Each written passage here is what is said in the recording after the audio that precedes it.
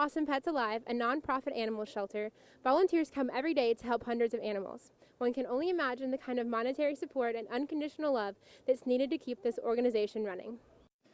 Austin Pets Alive recently moved into the facility on Town Lake that was previously owned by Austin Animal Shelter. However, because of the facility's age, APA has run into some issues. We did have an inspection by the state. It was maybe a month ago at this point. They basically gave us a year to redo some of the kennels, make some improvements on the property here in order to maintain this building and stay here.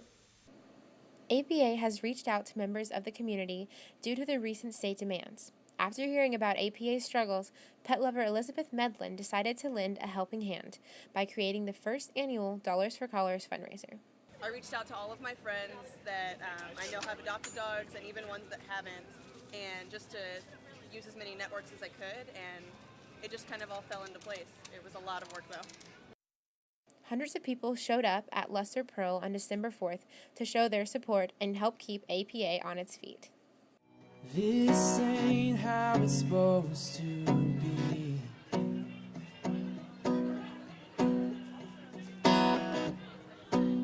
Us fighting and being the ones we hate to see. The city of Austin is known for its no-kill policy, which means every month 90% of animals going into shelters come out alive. It's a work in progress, and the community really has to band together to make it happen. So if any given month, if APA runs out of money and can't take any more animals from the city shelter, if the city shelter is just bombarded with animals coming in, a number of things could happen to cause us to dip below that 90% save rate. So it's really always at risk. It's something we constantly have to work on to keep up.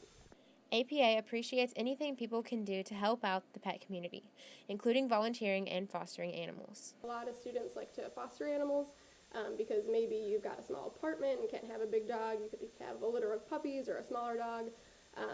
Maybe you can't afford your pet deposit to actually own a dog, but you could bring a dog in for a couple of weeks or bring a cat in for a couple of weeks or a month, whatever the case is. I know a lot of students really enjoy the fostering process because it is a little bit more short term, so it allows you to bring an animal in if you have to leave for vacation or something or leave for the holidays. The animal still has some place to come back to. Austin Pets Alive has many events coming up later this month. Feel free to check out their website at www.austinpetsalive.org. Reporting live from Austin Pets Alive, this is Heather Dyer. Back to you, Bob. This ain't how it's supposed to